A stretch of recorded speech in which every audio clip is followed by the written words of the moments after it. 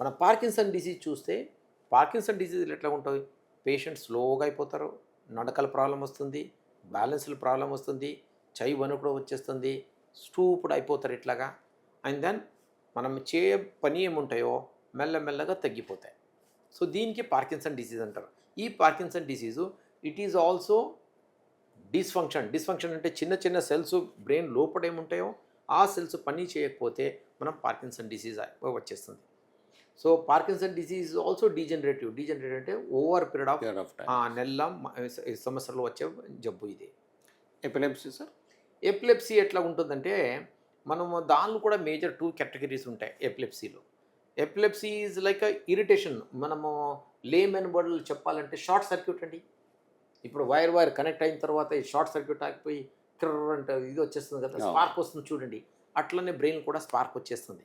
ఆ స్పార్క్గా మనము ఆ స్పార్క్ వచ్చేసిన తర్వాత బ్రెయిన్లో అన్ని ఎలక్ట్రాన్స్ అవి ఏముంటాయో మనం ఆ ఛానల్స్ అన్నీ హైపర్ ఇరిటేబుల్ అయిపోయి మనకు చేతులు కాళ్ళు కొట్టుకోవడం అయింది, ఆరు కొద్దిసేపు ఇర్రిలవెంట్ బిహేవియర్ చేయడం అయింది, ఆర్ సడన్ నాకు డ్రాప్ చేయడము, ఆర్ జర్క్ వచ్చేయడము, ఇవి epilepsy. So epilepsy is generalised short circuit in the brain or it can be a particular ఏరియాలో షార్ట్ సర్క్యూట్ వచ్చేది మనము ఎపిలెప్సీ అంటాం. సార్ ఇప్పుడు మనం స్ట్రోక్ దగ్గరకు వస్తే స్ట్రోక్ అంటే బ్రెయిన్ స్ట్రోకే కదా సార్. అందులో ఎవ్రీ మినిట్ కౌంట్స్ అంటారు. దాంట్లో ఏమాత్రం డిలే ఉండొద్దు.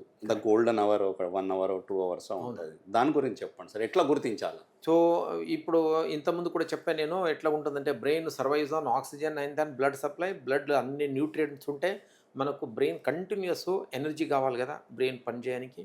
మన ఏదో ఒక పర్టికులర్ ఆబ్జెక్ట్ ఉంటే దానికి బ్యాటరీ కావాలి, లేకుంటే కరెంట్ కావాలి పనిచేయడానికి. సో బ్రెయిన్ కూడా ఎక్కువ ఎనర్జీ కావాలి. ఆ ఎనర్జీ మనకు ఈ బ్లడ్ వెజల్ రక్తనాళం ఏముంటాయో మెదడు, ఆ రక్తనాళం 2 ఇక్కడ ఉంటాయి, వెనక నుంచి 2 ఉంటాయి, అవన్నీ పోయి మెదడుకు సప్లై చేస్తూ ఉంటాయి.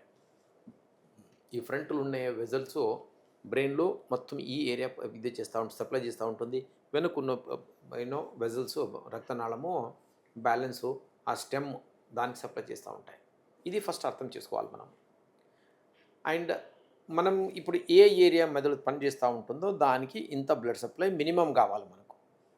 మీరు ఎప్పుడు బ్లడ్ సప్లై తక్కువ ఇచ్చేస్తారో బ్రెయిన్ పని చేయదు అనుకోండి. ఇప్పుడు ఈ 2 అర్థం చేసుకుంటే మీరు నెక్స్ట్ బ్లడ్ సప్లై రక్తనాళం ఏముంటుందో అది కూడా పేటెంట్ ఉండాలి. పేటెంట్ అంటే ఫ్రెష్ బ్లడ్ వెజల్ ఎట్లా ఉంటుందో పైపు, ఆ పైప్ లాగానే ఉండాలి అది కూడా అనుకోండి. ఆ పైపులో ఏమో ఒక కచరా ఉన్నది అనుకోండి, నీళ్ళు రావు మీకు అక్కడ.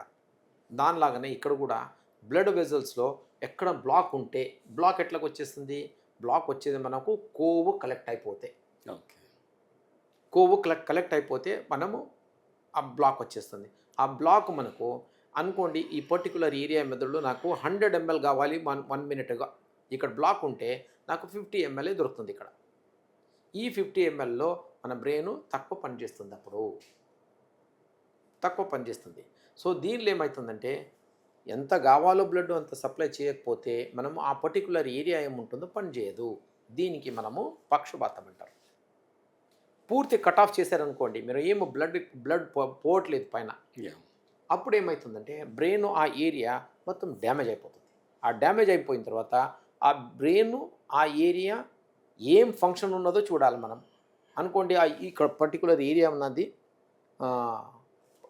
లాంగ్వేజ్ ఏరియా అంటారు. లాంగ్వేజ్ అంటే ఏమి, మాట్లాడదైంది, అర్థం చేసుకోదైంది, కాపీ చేయడము, రీడింగు చదువుదైంది, రాయదైంది, ఇవన్నీ ఫంక్షన్స్ ఉంటాయి అనుకోండి. ఆ పర్టికులర్ ఏరియా డ్యామేజ్ అయిపోతే నాకు ఇవన్నీ రావు.